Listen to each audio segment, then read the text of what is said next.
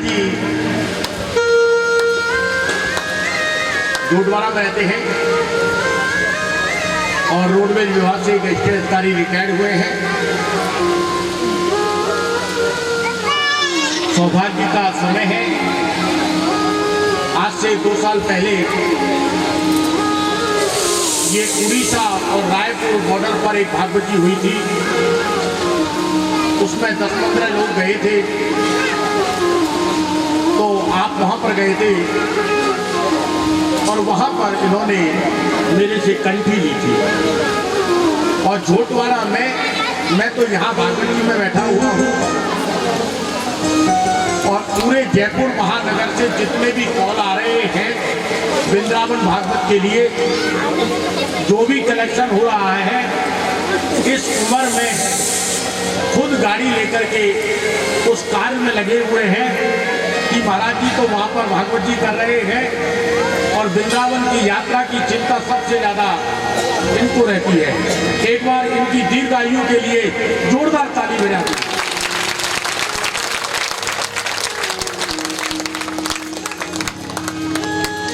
बोलो वृंदावन बिहारी लाल की।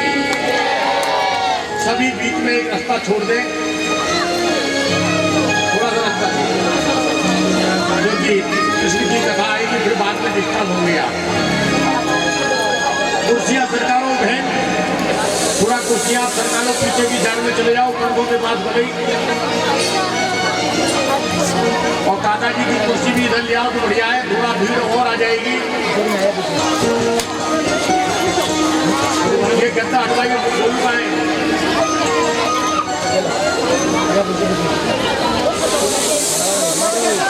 खालू जी ये गद्दा बिछवा दो या बीच में रास्ता बिछवा दो। बिल्कुल गीता जी आप भी आगे आ जाओ, इधर आ जाओ। फिर जब भी कथा प्रारंभ करूंगा आप उपस्थित हो जाओगे, बार बार परेशान करोगे आप।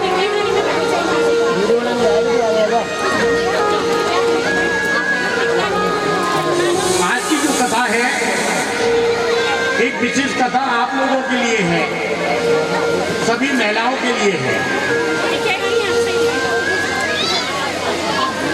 सभी हाथ ऊपर करके बताएंगे कि कथा तुम्हारे लिए है, तो क्या उसका पालन हो जाएगा? आपके पिताजी भी कहेंगे, आपकी मैया भी कहेगी, सास भी कहेगी, सुतर भी कहेगा, गुरु भी कहेगा, वो पंडित जी बैठे ये भी कहेंगे और बुजुर्ग बैठे वो सभी कहेंगे कि महाराज जी ने जो कथा की है और उस कथा की पालना आपको करनी चाहिए। तो हाथ उठा दो, कौन कौन मेरी कथा की पालना करने के लिए तैयार है? जीवन उद्धार हो जाएगा। वेरी बहुत। अब सुनिएगा,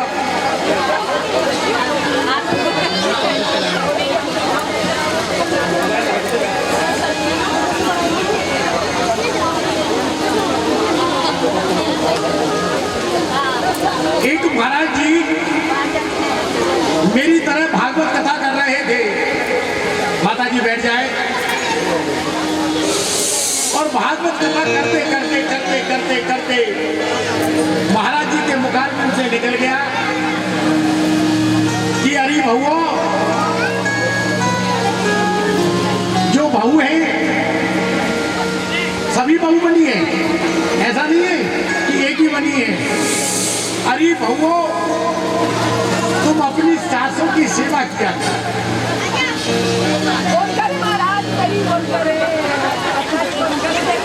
भागवत जी के सामने हाथ उठाया, संकल्प लिया इन्होंने। अरे बहुओ, तुम सासों की सेवा करो। एक भागवत आचार्य इस तरीके से चिल्ला चिल्ला करके भागवत में कह रहा है। सासू करके सेवा बुआ की।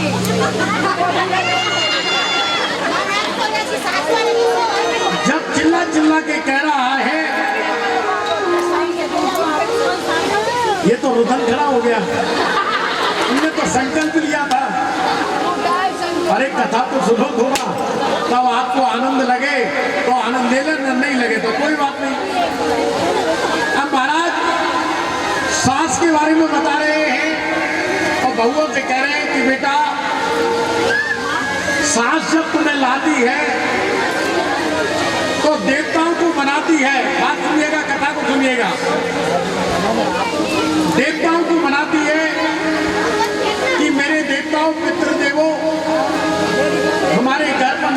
ब्राह्मण आ रही है और बड़ा आशीर्वाद दो कि वो हमारी सेवा करे।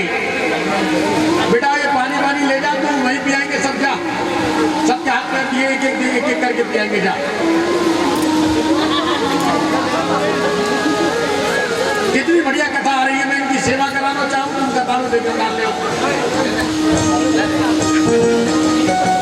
जब विचार किया कि हे भगवान, हमारे घर पर बहू आ रही है और बहू हमारा लालन पालन करेगी, सेवा करेगी, ऐसी हर सास कामना करती है और हर बहू कामना करती है कि मेरी सास को ससुराल पक्ष में मेरे को मां जैसा प्यार मिलेगा।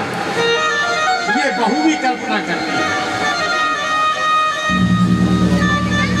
महाराज कह रहे हैं, जो बहू अपने घर पर सास की सेवा करती है तो उसका जीवन निश्चय ही धन्य हो जाता है। जैसे कैसे सेवा की जाती है बताओ। सुबह जगते जगते सास सो रही हो और बहू रानी जग करके कुंडी खटखटावे, एक प्लेट में चाय का गिलास और एक ही प्लेट में रख करके ले जाए पानी का गिलास।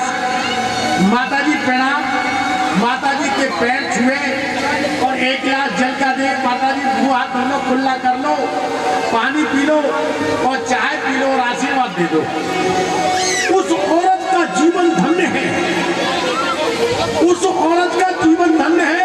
उस औरत की 3-3 पीढ़ियां भी आनंद करेंगी। बहुत सी बहुएं तो गाली दे रही है कि दादी को कहां से आ गए कि घर में झगड़ा खराब है वो। तो महाराज कह रहे थे कि इस तरीके से सेवा करें। माता जी ने बैठ करके मुट्ठी पे बैठ के आदेश दिया, और इस सुशीला तो भग करके माता जी आ रही हूँ, लेकिन रुको मैं रोटी सीख रही हूँ, 1 मिनट में आती हूँ। तो माता जी का जीवन गदगद हो जाता है। अब वो 60 वर्ष की जो मैया है 100 वर्ष तक जीवित रह जाएगी।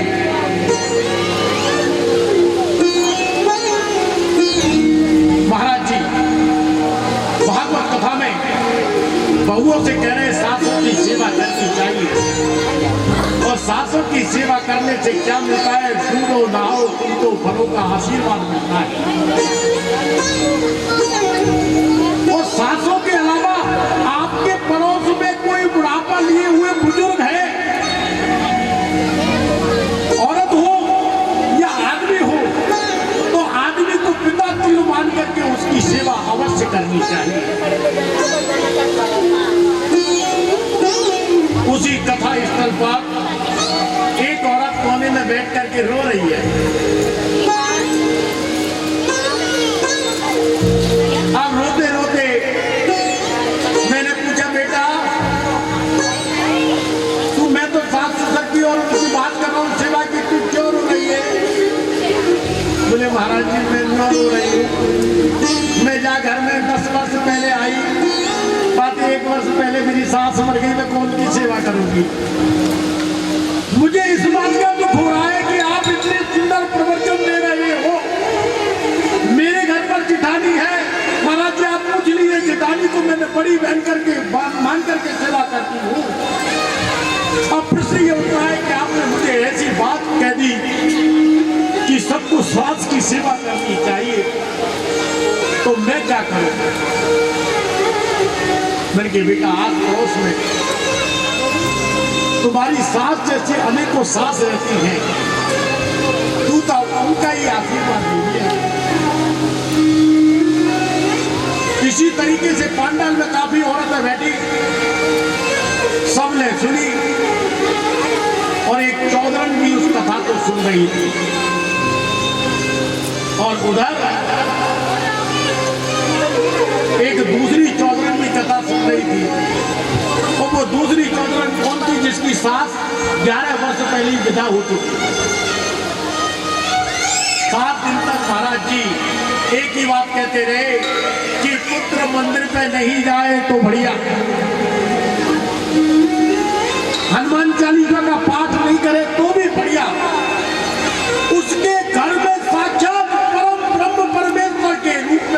पिता माता पिता है। और जो व्यक्ति अपने माता पिता की सेवा कर लेता है, युग युग तक चारों धाम की यात्रा करने की आवश्यकता नहीं है, किसी धाम में भटकने की आवश्यकता नहीं है। उसके बाद तो साक्षात ब्रह्मांड वहीं पर इकट्ठा हो जाएगा जो माता पिता की सेवा कर ले। लेकिन मैं जजमानों के घर जाता हूं, जब मैं देखता हूं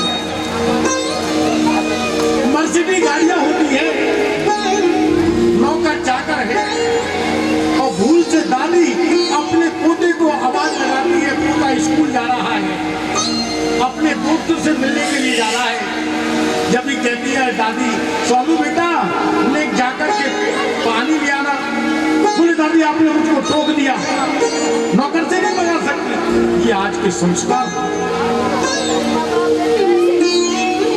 थोड़ा 5 मिनट जिस तरीके से आप भागवत कथा में आए हैं, उस तरीके से केवल 5 मिनट 10 मिनट प्रति रविवार को, प्रति सोमवार को अपने परिवार की एक मीटिंग ले लिया, अपने बच्चों के साथ में बैठ करके मीटिंग ले लिया करो, और ये देखा करो कि घर में क्या कमी चल रही है।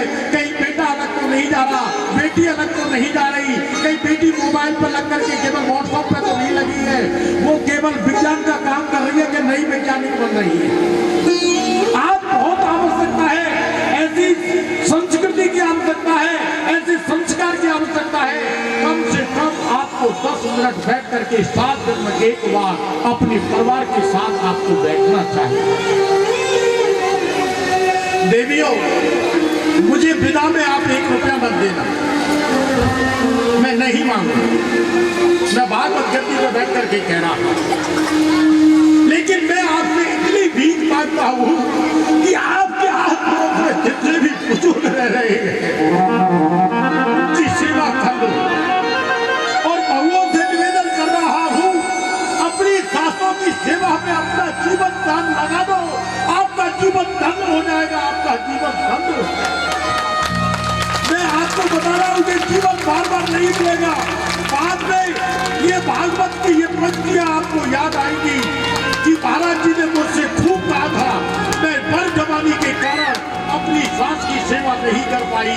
आपको अपना जीवन धन्य करना है, अपने युगों में क्रांति लानी है, अपने बच्चों का विकास करना है, अपनी बेटियों का विकास करना है, अपने बच्चों को रतन टाटा बनाना है, तो अपने माँ बापों की सेवा कर लो, अपने बुजुर्गों की सेवा कर लो। मैं कहता हूँ सारी संस्कृति, सारा संसार, सारा ब्राह्मण और सारे देवता आपके घर पर तो ही आ जाएंगे। मैं आपसे भीख न मांगता हूँ कि किसी पिता की आत्मा पर दुखा देना, किसी माता की आत्मा पर दुखा देना, सास की बंदुआ बदले लेना। और मैं सासों से भी निवेदन करता हूँ, अगर कुछ कारणवश बहू गलत भी आ गई है तो वो हमारी बिटिया है। जैसे बेटी माँ से लड़ लेती है और कभी बहू भी लड़ लेती है, उसको गले लगा लेना चाहिए और गले लगा के कहे बेटा कोई बात नहीं, मेरे से गलती हो गई, तू तो मेरी बहू, तो बेटी ज्यादा है और आपका घर बहुत अच्छा चल जाएगा। वरना आज मुसलमानों की तरह हमारे हिंदू राष्ट्र में और हिंदू संस्कृति में धड़ाधड़ तलाक होते चले जाए। देखिए महिला फोटो में जाकर के देखिएगा कि वहां पर तलाक के, उधर तो पति बैठा है, उधर पत्नी बैठी है और केस चल रहे, तलाक हो रहे हैं।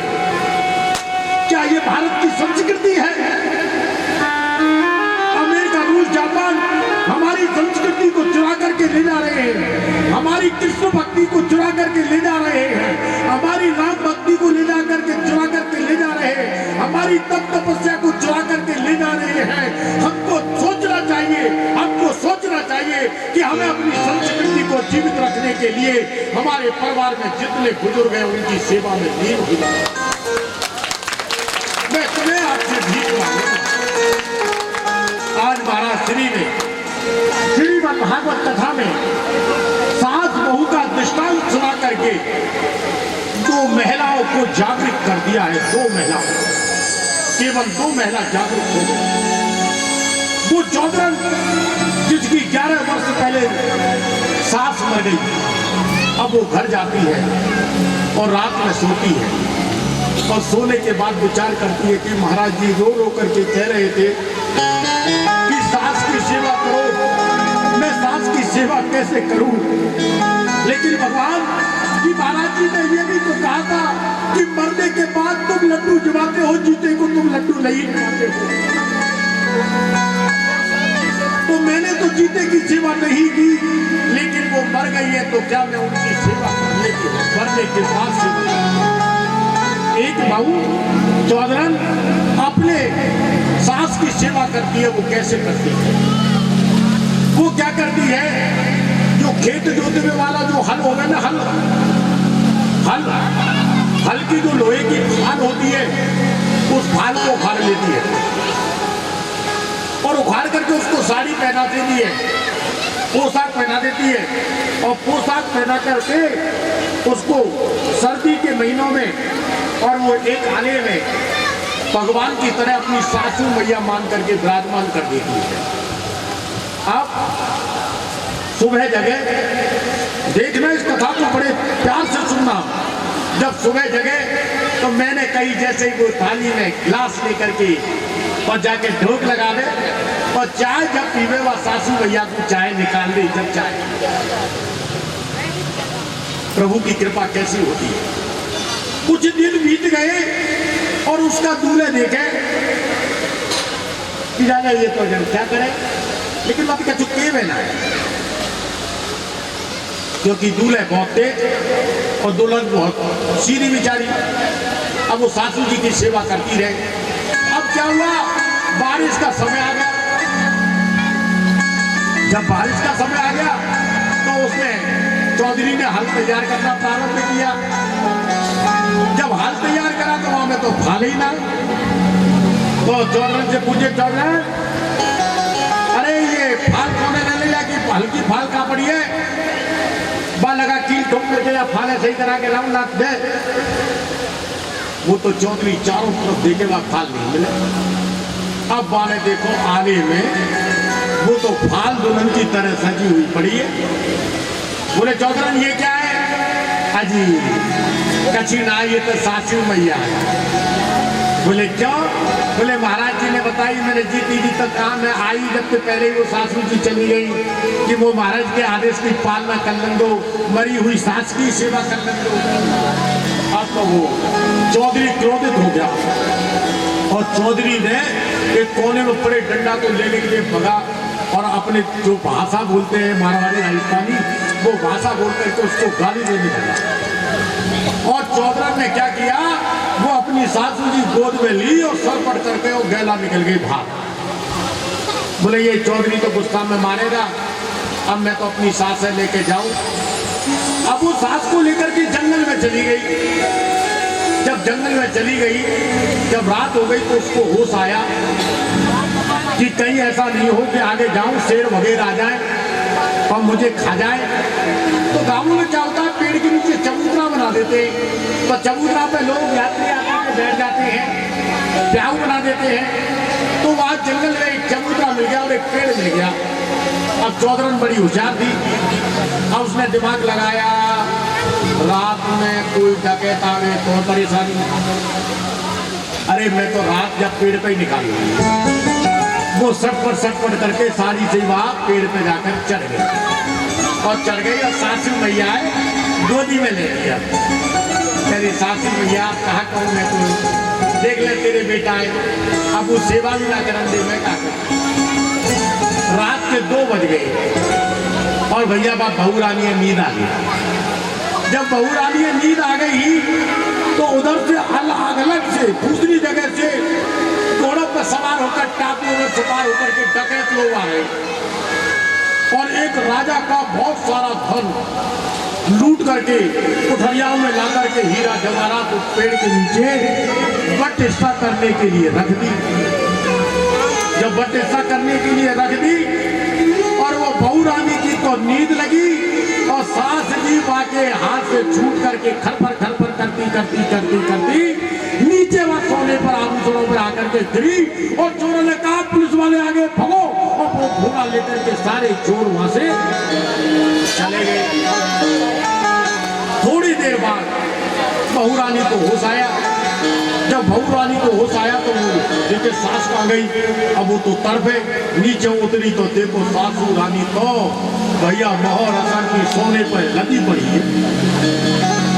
चौधरन ने तो पूरा धन समेटो और कुठरिया बांध के जैसे भरोटा लामे ने काट के ऐसे सिर पर रख के चौधरन तो लपक लपक अपने घर पर चली गई। अब चौधरी दरवाजे पर खड़ा है और वो कह रहा है आने दे आज चौधरन को, मैं बताऊंगा।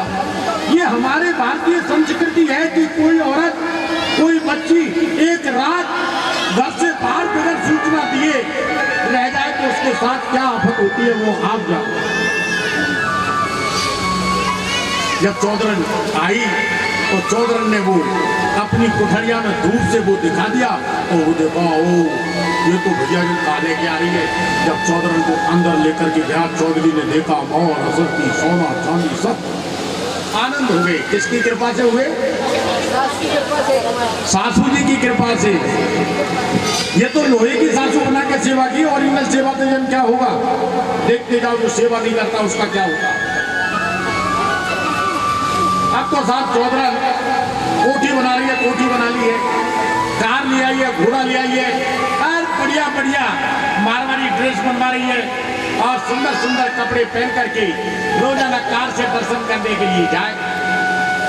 अब दूसरी चौधरन को जलन हो रही है जो पड़ोस में जो भागवत सुनने गई कि भैया पतो ही ना है क्या चौधरन के का लॉटरी लग गई है क्या। अब वो सोचे काऊ ना काऊ भाने से जाके साथ मंदिर में जाऊंगी और फिर मैं जाके पूछूंगी ये का चक्कर है। तो चौधरन से जाकर के जब मंदिर में वो जा रही थी तो चौधरन से कह रही बहन जी तनक रुको तो सही है। बोले हाँ बताओ बहन जी क्या कह रही हो। बोले आप ये बताओ ये 6-7 महीना में तुम्हारे इतने कांटे वाटे कहाँ से आए गए। अरे महाराज जी, अरे चौधरन क्या बताऊं महाराज जी आए ना भागवत वाले वो रो रो के बिलक बिलक के कह रहे सासों की सेवा करो। अब भगवान जाने और औरतों ने मानी या ना मानी, मैंने तो मान ली। मेरी भाई ये सास तो गुजर गई लेकिन ऐसे ऐसे करके मैंने सेवा करी और ऐसे ऐसे हुआ और वो बहुत सारा धन मिल गया। अब चौधरन को सेवा विवाह तो करनी नहीं थी दूसरी चौधरन को, उसको तो क्या चाहिए था धन चाहिए था। अब उस चौधरन का पति इतना डरपोक था चौधरन से, इतना डरता था जिसकी कोई सीमा नहीं है। और वहां चौधरी का डंडा चलता था, इधर चौधरन का डंडा चलता था। अब क्या हुआ चौधरन की बात सुन करके उसने भी खेत के हल्की फाल निकाल करके और भैया अपनी सासू बना के मालूम बैठा दे। बाकी सासू नहीं, अब बैठा नहीं। जब सासू जिंदी थी 5 वर्ष तक सेवा ना करी, अत्याचार करेगा के ऊपर, लेकिन महाराज जी ने कह दी बाकी नकल निकाल ली है। अब वो सेवा करने लगी। अब कुछ नहीं होता है कि कब तो बात चौधरी डांटे और कब चौधरन भगे। तो चौधरी डांटेगा, चौधरन से तो वो डरे, डांटेगा डांटे। अब चौधरन को महीनों हो गए। एक दिन क्या हुआ जब खेत की जुताई के लिए वो उसको देख रहा था तो उसको पता पड़ गया तो पूछा कहाँ है। अजी सब बता दूंगी आपको, एक बार डांटो तो सही। बाकी तो कब कभी चीजें जो डंडा लेके पड़े लगाई है खत्म क्या बोल सके हो।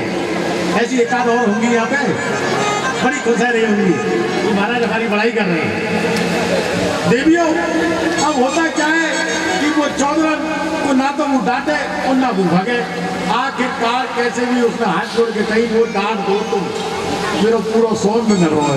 तो चौधरी ने डांट दिया और चौधरी ने डांट दिया तो वो भैया साथ से लेकर के भग गई। और वो उसी समय पर गई जिस समय पर वो चौधरन भगी और वो जाकर के वहाँ पर रात है गई। अब रात है गई तो चौधरन पूछे कि भैया शेर वगैरह आ जाएंगे खा जाएंगे तो मैं क्या करूँ। और वो उसी स्थान पर पहुँच गई जहाँ स्थान पर वो चौधरन। अरे बड़ा बढ़िया चबूतरा बना हुआ है, पेड़े में तो ऊपर जाके रात में निकालूंगी, सुबह देखी जाएगी चौधरी उदय हो जाए। सो जाती है और वही 2 बज जाते हैं। सौभाग्य कहूं कि दुर्भाग्य कहूं, वही डकैत फिर एक जगह से सोना चांदी लग करके और वहां पर आकर के हिस्सा करने के लिए बैठ गए पेड़ के नीचे। अब पेड़ के नीचे बैठ गए, 2-2:30 बजे बाकी आंख लगी और खर कर करके बाकी सांस नीचे जाके खर करके गिरने ही लगी। तभी चोरों का सरदार बोला, बेटा देखो ऊपर पेड़ के नीचे ऊपर कोई है, देखो तो सही। जब चोर के सरदार ने कही तो चोर अंदर जाकर के देखा तो वहां पे एक महाराज एक बैरवानी बैठी हुई, उठा लाओ उतार लाओ। अब आज चौधरन ने उतार लाई और चौधरन को सोचा ये वही औरत है जो पहले माल ले गई। तो बोले या क्या कर रही है तू, और लेकर के जो फाल थी ना उसी से उसकी नाक काट दी और उसको भगा दिया।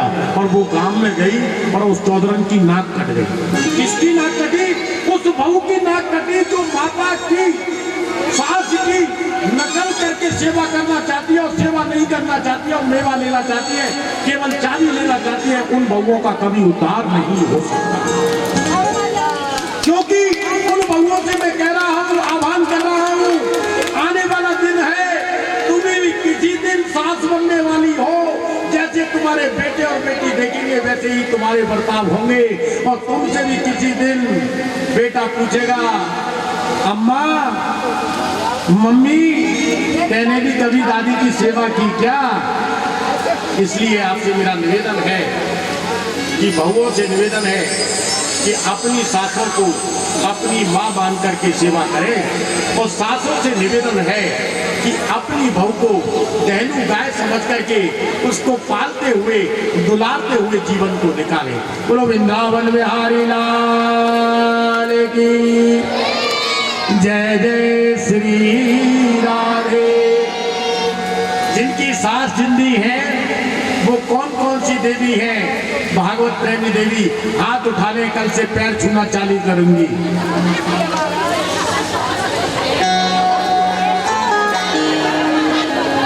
कल सकट का दिन आया है, कल सकट का दिन। उसी दिन भी इनको पैर छूने में भी बड़ा जोर आया होगा।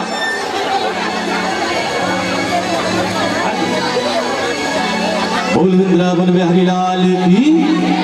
तो महाराज श्री ने जो बताया है उससे पालन करें, क्योंकि भजन भी यही कहता है, जो बोएगा वही पाएगा, तेरा किया आगे आएगा।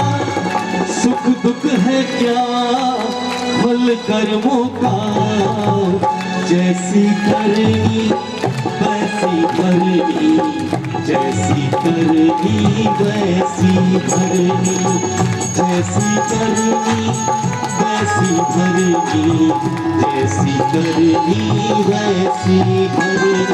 जो पाएगा वही पाएगा, तेरा किया आगे आएगा। सुख दुख है क्या फल कर्मों का, जैसी करनी वैसी भरनी, जैसी करनी वैसी भरनी, जैसी करनी वैसी भरनी, जैसी करनी वैसी भरनी। भैया भाई साउंड वाले कहाँ चले गए भाई? हेलो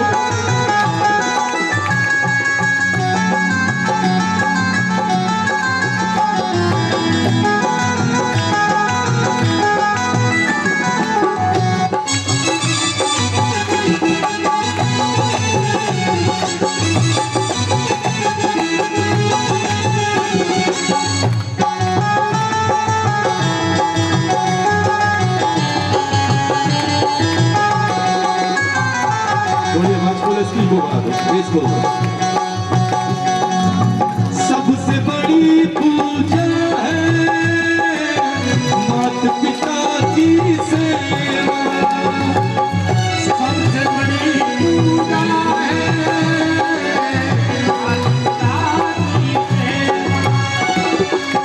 सबसे बड़ी पूजा है माता पिता की सेवा। किस्मत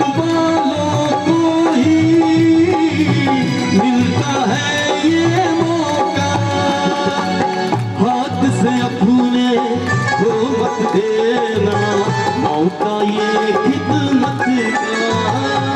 भगवान तुझको मिल जाएगा, भगवान तुझको मिल जाएगा, तेरा किया आगे आएगा। सुख दुख है क्या फल कर्मों का, जैसी करनी वैसी भरनी, जैसी करनी वैसी भरनी, जैसी करनी वैसी भरनी, जैसी करनी वैसी भरनी।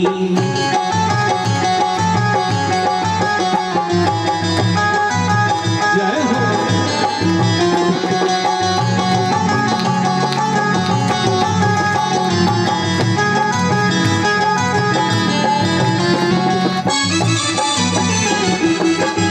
बोल वृंदावन में हरियाल की जय हो।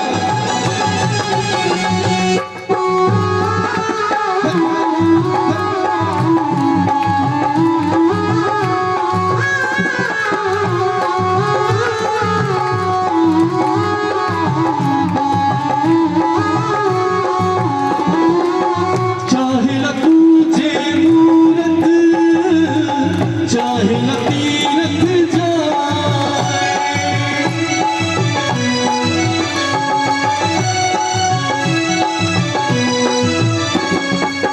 चाहे न पूजे मूरत, चाहे न तीरथ जाए, मात पिता के तन में तीनों देव समाए। तू इनका दिल खुश रखे तो ईश्वर खुश हो जाए। भगवान तुझको मिल जाएगा, तेरा किया आगे आएगा। सुख दुख है क्या फल कर्मों का, जैसी करनी वैसी भरनी, जैसी करनी वैसी भरनी, जैसी करनी वैसी भरनी, जैसी करनी वैसी भरनी, जैसी करनी वैसी भरनी, जैसी करनी वैसी भरनी। बोल वृंदावन में हरिलाल की। बोल वृंदावन बिहारी लाल की जय।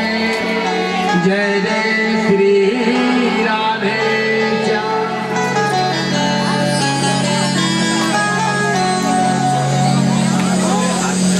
आदरणीय सुखदेव जी कहते हैं, राजन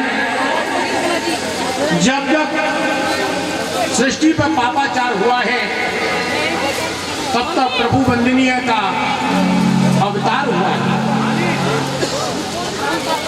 जब जब होए धर्म की हानि, बाढ़ी असुरे अधम अभिमानी। जब जब होए धर्म की हानि, बाढ़ी असुर अधम अभिमानी। जब जब धर्म की हानि, बाढ़ी असुरे अधम अभिमानी। जब जब होए धर्म की हानि,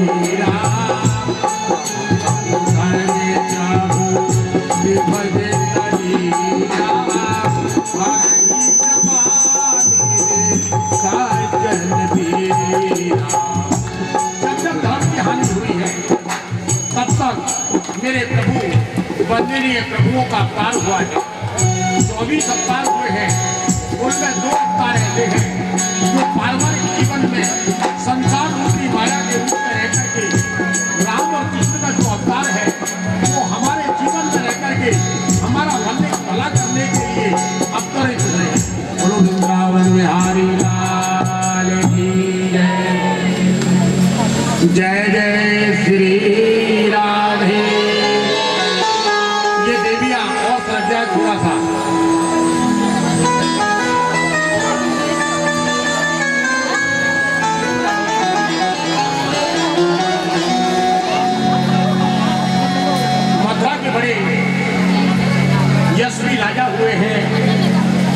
जिनका नाम है उग्रसेन। ऐसा वर्णन आता है कि उग्रसेन के कोई पुत्र नहीं था और बड़ी भारी तपस्या की और पुत्र के लिए उन्होंने कामिष्टि यज्ञ कराया। और जब कामिष्टि यज्ञ कराया, बेटा बात मत करो,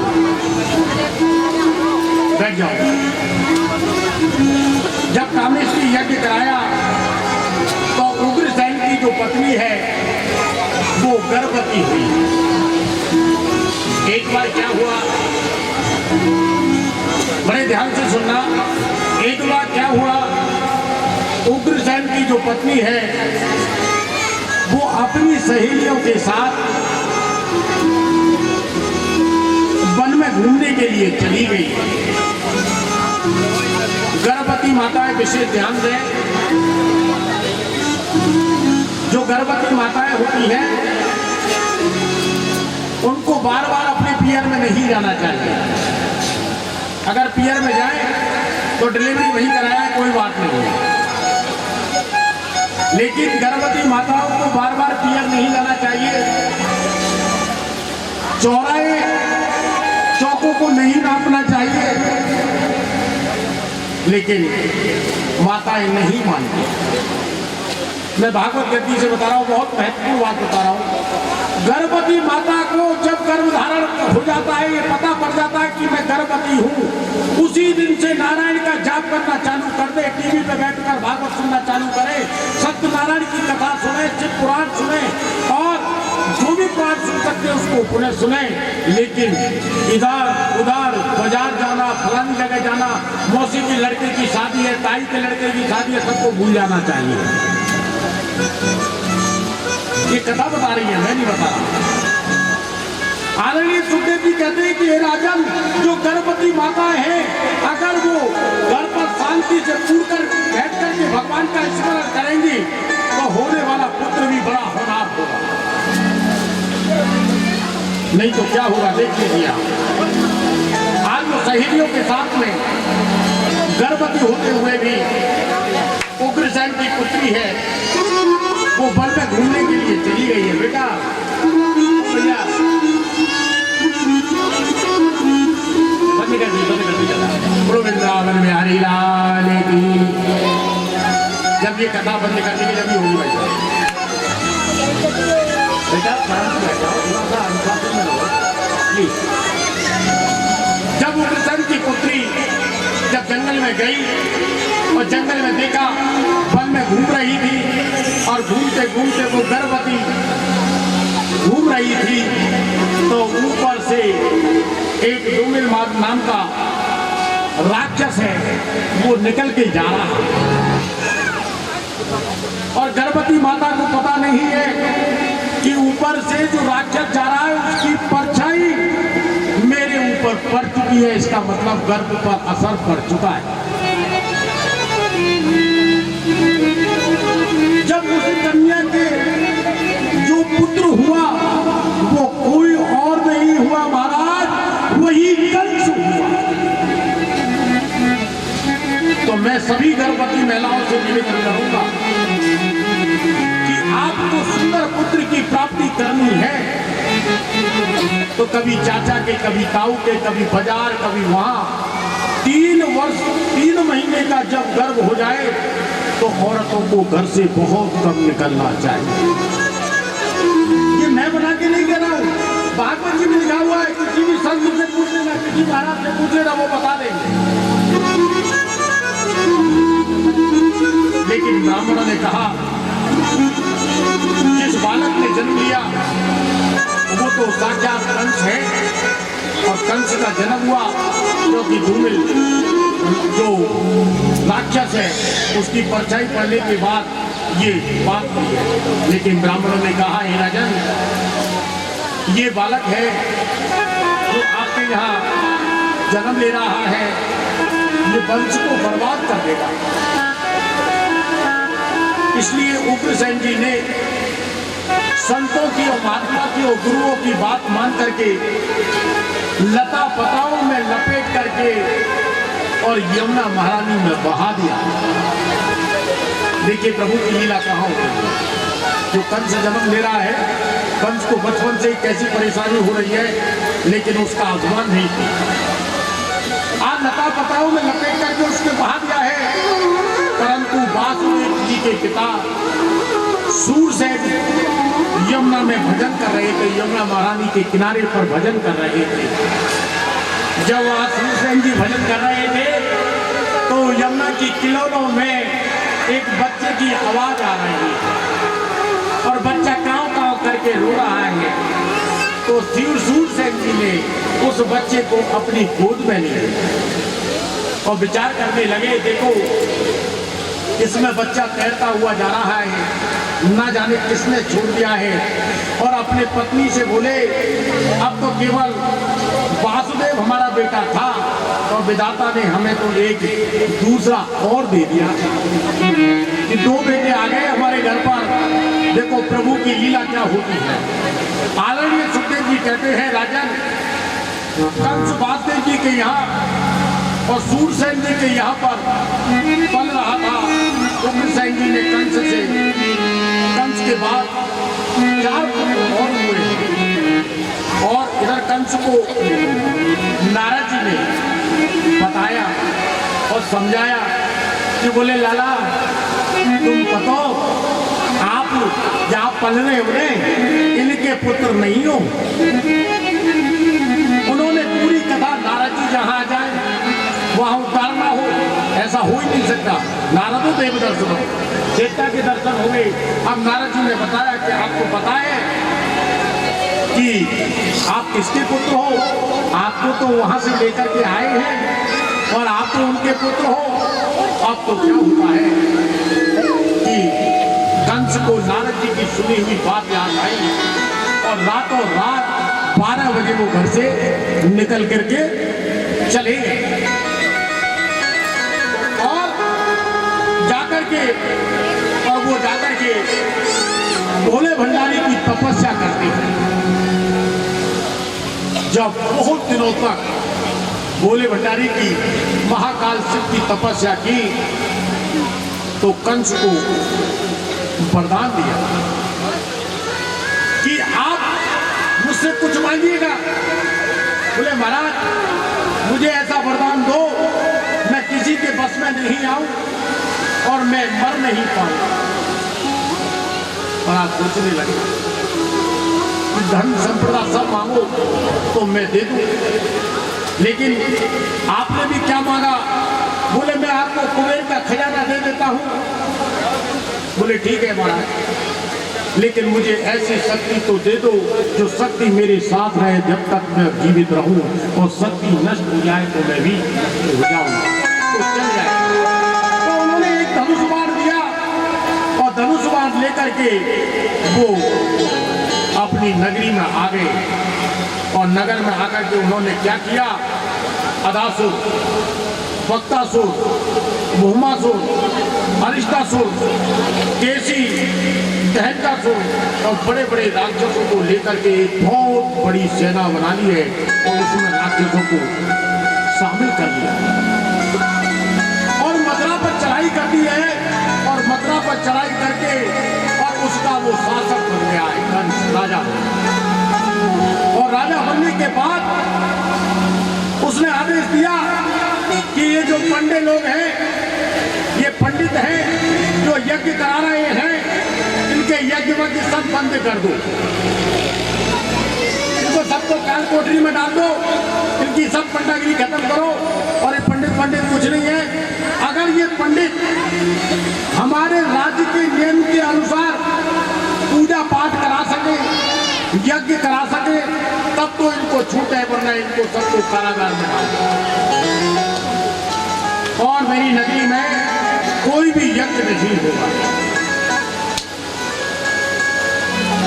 और कंस ने उग्रसेन को भी कारागार में डाल दिया और मथुरा में जितने भी ब्राह्मण लोग थे उनको आदेश दिया गया है कि कोई भी यज्ञ करे तो केवल ओम कंसाय नमः ऐसा करके उच्चारण करके कोई यज्ञ करना चाहता है पंडित, तो मेरे राज्य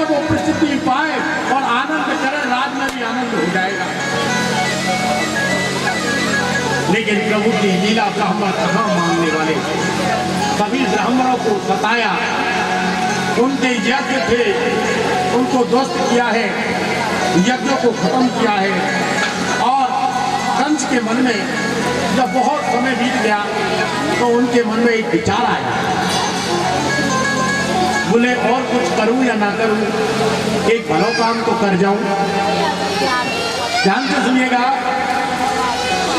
कि कुछ करूं या ना करूं, मैं एक भला काम तो कर जाऊं कि मैं देवकी का विवाह कर दूं। मैं देवकी का विवाह कर दूं और देवकी का विवाह जो चाचा की पुत्री है उसका मैं विवाह कर दूंगा, तो मेरे हाथ से भी कोई कन्यादान हो जाएगा, अच्छा काम हो जाएगा।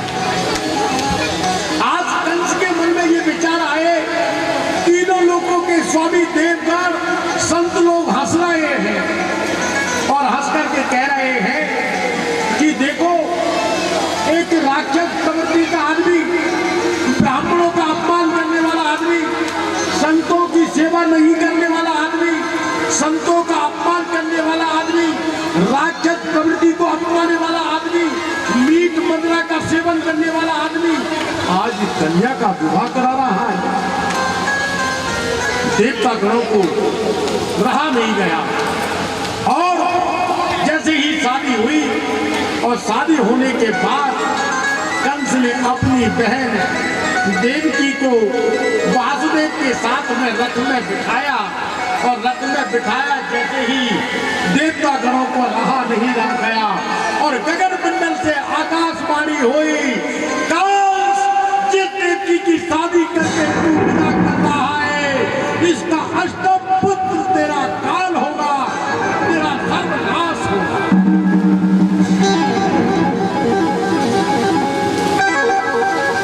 इतने कहने के बाद तो कंस पूरा का पूरा स्तब्ध रह गया कि ये क्या हुआ, गगन मंडल से आकाशवाणी हो रही है। फिर मन में विचार लगाया कि ये देवता लोग मेरे से जलते हैं और कहीं झूठा तो नहीं फेंका रहे। अब उसके मन में डर तो घुस ही गया कि गगन मंडल से आकाशवाणी हुई है कि अष्टम पुत्र तेरा काल होगा, अब तो क्या होगा। कंस ने देवकी को पकड़ा और हाथ से पकड़ करके रथ से नीचे उतार लिया और मन में विचार करता है, अरे इन देवताओं की आकाशवाणी इस कंस के सामने क्या करेगी, मैं तो साक्षात ब्रह्म स्वयं हूं, तो ये आकाशवाणी क्या कर सकती है। मन में विचार किया कि मैंने शादी कर दी, अब मैं इन दोनों को विदा कर दूं और विदा करने के बाद कहीं भैया बच्चा बच्ची पैदा है वो, और इनकी जो भविष्यवाणी हुई है, आकाशवाणी हुई है, कहीं काल बन के मेरे को खत्म कर दिया गया तो मैं क्या करूं। आदरणीय सुखदेव जी कहते हैं, राजन जब व्यक्ति परिस्थितियों में फंस जाता है तो उसके दिल में सुविचार कम आते हैं और कुविचार ज्यादा आने लग जाते हैं। आज कंस मन में विचार कर रहा है, तब वासुदेव जी कहते हैं कि महाराज एक बात बताऊं, आपने कन्यादान दिया, आप इनके पिता बनकर के आपने कन्यादान किया और आपको विश्वास होना चाहिए, आपको जो बच्चा बच्चे होंगे उसके आप मामा होंगे और मामा को भांजा क्यों मारेगा, ऐसा नहीं होगा, मैं आपको विश्वास दिलाता हूं। फिर कंस के मन में कोई नेगेटिव विचार आया, जैसे ही नेगेटिव विचार आया और देवकी के बाल पकड़ करके उनके घसीट करके ले जाने लगा और अपनी तलवार निकाल करके बोला, ना रहेगा पेड़ और ना रहेगी इसकी डाली, ये सारा खत्म कर देता हूँ, जड़ से ही खत्म कर देता हूँ, तो ये वृक्ष खसे हो जाएगा। जैसे ही तलवार निकाली तो जितने भोले सीधे वासुदेव जी थे वो उनके सामने खड़े हो गए और हाथ जोड़ करके कहते हैं कि महाराज विश्वमंडल में नाम है। आप मथुरा के स्वयं शासक हो और आपने पिता बनकर की कन्या दान किया, और आप जिसके हाथों में कोई शस्त्र नहीं है और एक देवी स्वरूपा, एक लक्ष्मी स्वरूपा, पुत्र रूपा नारी का आप वध करना चाह रहे हो, तो पूरे संसार में आपकी बेटी का विनाश। कहेंगे ये वही कंस है जिसने अपनी बेटी को मार दिया। आज कंस की बुद्धि परिवर्तित हो,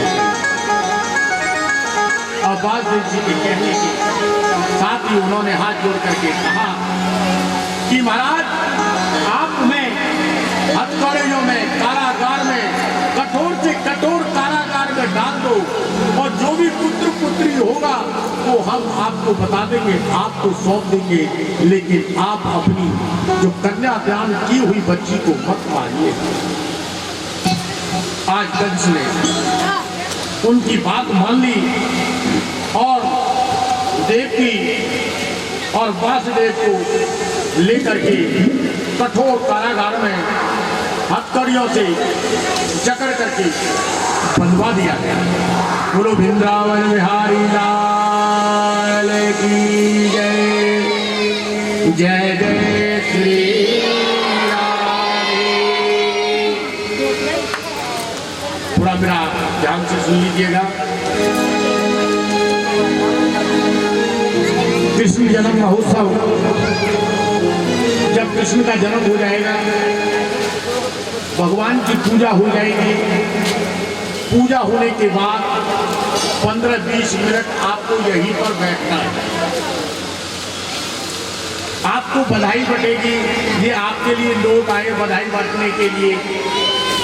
कालू राम जी को भगवान का कोई निर्देश हुआ, वो सब आपको कालू जी के परिवार के हाथ से बधाई दी जाएगी। ब्रज प्रदेश की पद्धति के अनुसार इस लीर को भागवत पर चढ़ा करके दिया जाता है, और इसको कृष्ण के फरुए के निमित्त मानते हैं। जो फरुआ होता है उसके निमित्त मानते हैं। इसकी एक एक लीर आप सबको दी जाएगी। कल मैंने बता दिया था कि इस लीर का क्या उपयोग करना है। कभी आपकी बालिका की शादी हो तो पंडित जी मोली से गठबंधन करें, तो गठबंधन समय याद आ जाए भागवत जी की, तो इसको लेकर के दे दे कि महाराज जी भागवत भगवान का नाम लेकर के 33 कोटि देवताओं को मान करके आपकी मोली के साथ गठबंधन इससे करा दीजिएगा। और गठबंधन कराते समय आपका नैतिक कर्तव्य है, बिटिया की शादी करते समय आप कहें कि भगवान ये जो बिटिया जाए दोनों परिवारों की याद रखे, और दोनों परिवारों का कुलों का नाम करने के लिए शादी हो, ऐसा आशीर्वाद भागवत भगवान हमें दे। दूसरा, अगर इसको काम में लेना है तो कभी नया मकान बने, मुहूर्त हो, तो पंडित जी नीम रखवाने जाते हैं, तो जब नीम की ईंट रखते हैं तो वहाँ मूली बांधी जाती है, गणेश की स्थापना की जाती है। उस जगह धरती में इसको चौकोर करके बिछवा दे, और वहाँ पर जमीन में इसको भागवत जी का स्मरण करते हुए 33 कोटि देवताओं को नमन करते हुए और भूमि पूजन करा करके इसका काम में ले सकते हैं। ये नोट है, कहीं दान में नहीं डालना है, किसी कोई आरती में डाल जाए ये नहीं डालना है। ये आपको अपने घर पर ले जाना है, और घर पर ले जाकर के अपनी तुजीरू में रख लीजिए। ये आपकी बरकत के लिए दी गई है दोनों चीजें। और जब ये नोट देना हो तो जब आपकी लड़की की शादी हो और मेहमान पहली बार घर पर लेने के लिए आए, तो ज्वारी में मिलाकर मेरे कन्हैया को उनके साथ दे देना, जिससे घर में परम शांति बनी रहे। अगर उनको चांदी और सोने की मूर्ति भी दोगे तो साथ समझेगी कौन सी टोटका कर रही है। और जब तुम 1100 या 11,000 भेंट में दे रहे हो, और उस समय ये नोट लगा करके एक उनको वोट कर देना और कहना भगवान मेरी बेटी आज दोबारा जा रही है, इसका कोई की इलाज है। इस काम के लिए आपको ये नोट काम में लेंगे।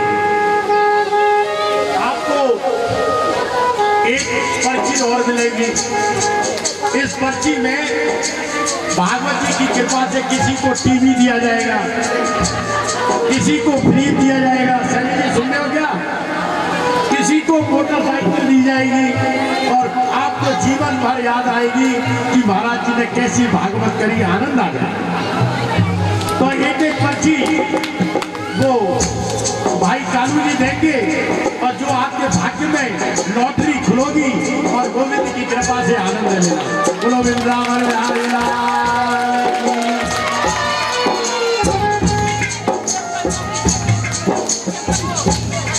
जय जय श्री राधे।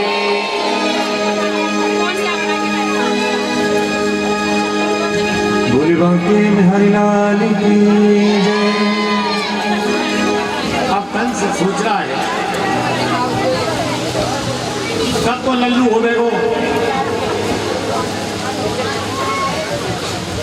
अब कब मैं वहां मारूंगा। एक आफत और रह गई, बड़ी शादी करी मैंने तो। अब कंस ने एक सभा बैठाई और सभा बैठा करके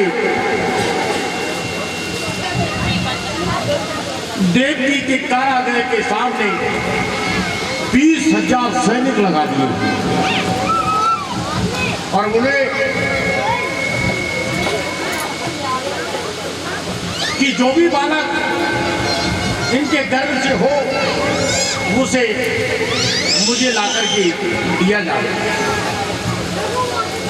अब क्या होता है कि प्रभु की कृपा से वासुदेव जी के यहाँ पर उत्तम पुत्र का जन्म हुआ है। बोलो वृंदावन बिहारी लाल की।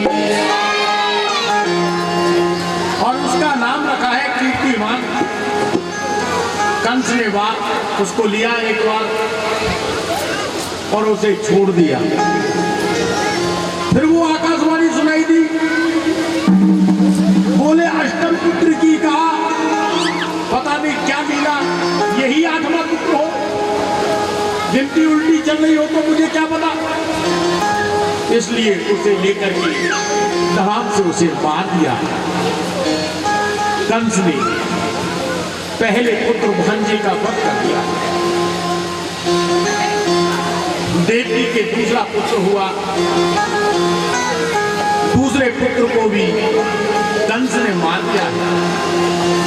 एक एक करके प्रभु कृपा से 6 पुत्र हुए और कंस ने एक एक करके 6 पुत्रों को भी मार दिया। महारानी देवकी के गर्भ से जो 7वां बालक आया, ये मेरे नारायण थे। और 7वां जो बालक आया वो मेरे नारायण थे। प्रभु ने सोचा देवकी के गर्भ में जो 7वां बालक है ये तो लक्ष्मण जी और शेषनाग है। परंतु महाराजा कंस तो जन्म लेते ही मारने के लिए चल जाते हैं, इसलिए शेषनाग को बचाना बहुत जरूरी है। आप कैसे बचाए? परीक्षित जी ने पूछा। क्यों गुरुवर, रामचरित्र में जब छोटा भैया था तो बड़े भैया बनकर के क्यों आ रहे हैं? पहले राम का जो चरित्र था उस समय वो छोटे भैया थे, अब वो बड़े भैया बनकर के क्यों आ रहे हैं? इसकी भी एक बहुत बड़ी कथा है कि भगवान राम जी को नींद आ रही थी और लक्ष्मण पंखा झलक रहे थे, तो राम जी कह रहे थे, अरे तू सो जा भैया, सो जा, तू थक गया होगा। तब नहीं माने लक्ष्मण जी, तो राम जी ने जोर से कह दिया कि मैंने कहा ना मैं तुम्हारा बड़ा भाई हूं, सो जा। तो आज उस पल में लक्ष्मण जी ने कहा कभी तो समय आएगा, इस समय में मैं देखूंगा। तो वो समय है कि छोटा भाई आज बड़ा भाई बनकर के आ रहा है।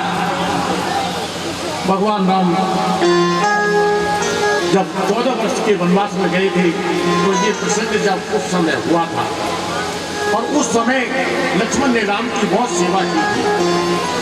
आज छठ में पुत्र को भी कंस ने मार दिया है और जो सातवां पुत्र है वो शेषनाग है, स्वयं बलराम जी हैं, भगवान का रूप है।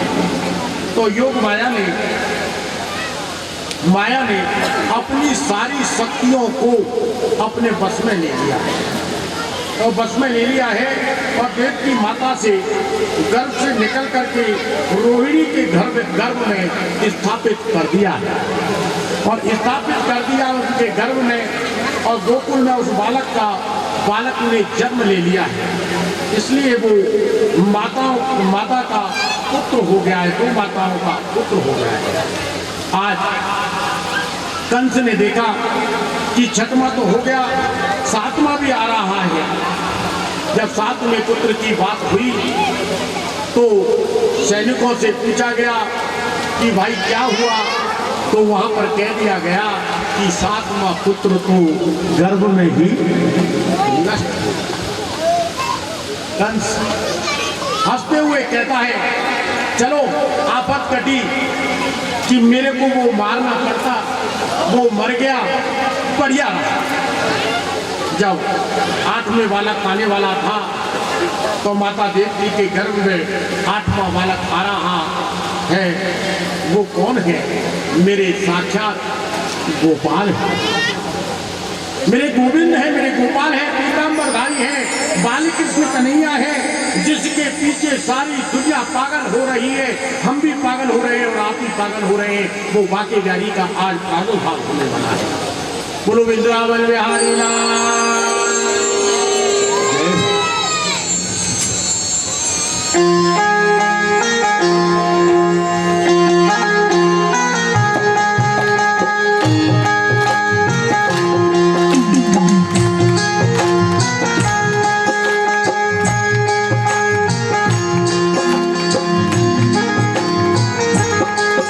गजपुर मेरे चाले हीरा मोतिया से नजर उतार दो। गजपुर मारो चाले हीरा मोतिया से नजर उतार दो। गैया बारे नूराई बाबा, गैया बारे नूराई बाबा, सोना चांदी बार दो। गजपुर मारो चाले हीरा मोतिया से नजर उतार दो। गजपुर मेरो चाले हीरा मोतिया से नजर उतार दो।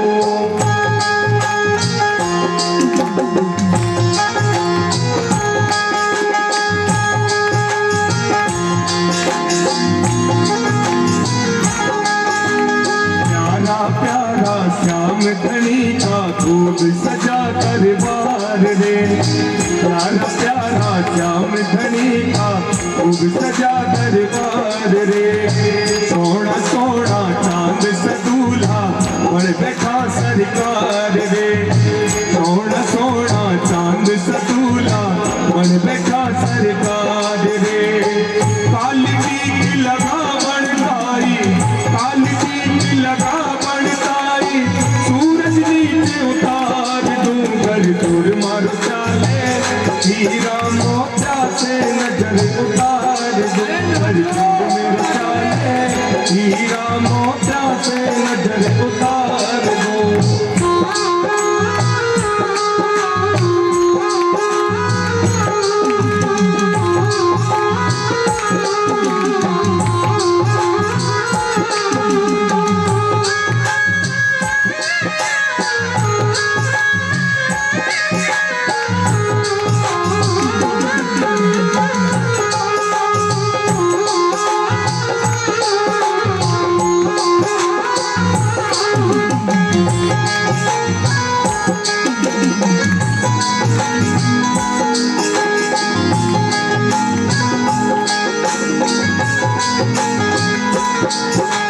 प्यारा प्यारा श्याम धनी का खूब सजा दरबार रे।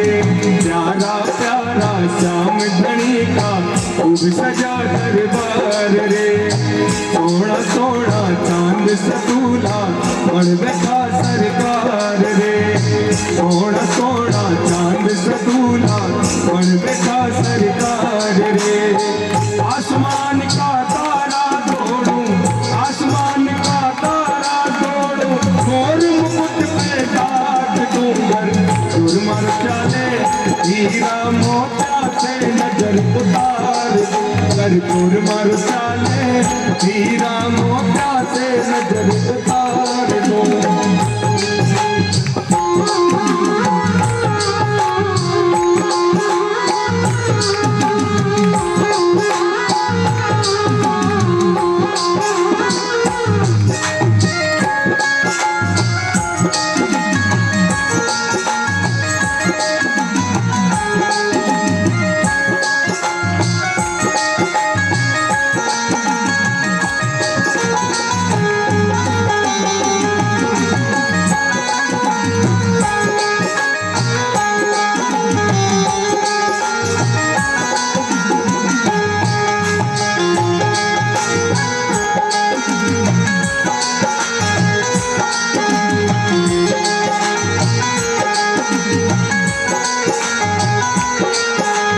प्यारा प्यारा सामदनी का खूब सजा दरबार रे प्यारा प्यारा सामदनी का खूब सजा दरबार रे सोना सोना चांद सतूला बन बैठा सरकार रे सोना सोना चांद सतूला बन बैठा सरकार रे इन अखियन का घुंघरू बनाकर इन अखियन का तेरे चरण में बांध दूंगर जुर्मर चाले हीरा मोटा से नजर उतार दूंगर जुर्मर चाले हीरा मोटा से नजर उतार दो गैया बारे नून लाई बाबा गैया बारे नून लाई बाबा सोना चांदी बार दूंगर जुर्मर चाले हीरा मोटा से नजर उतार दो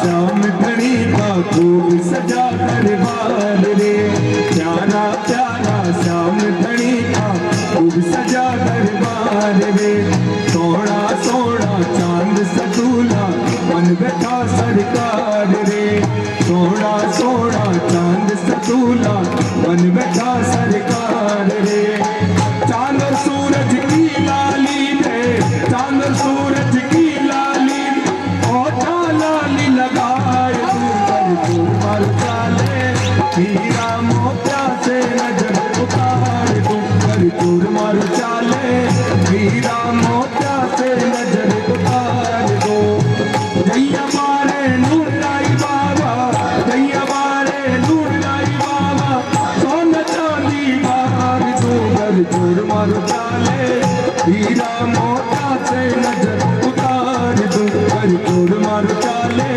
हीरा मोटा से नजर उतार दो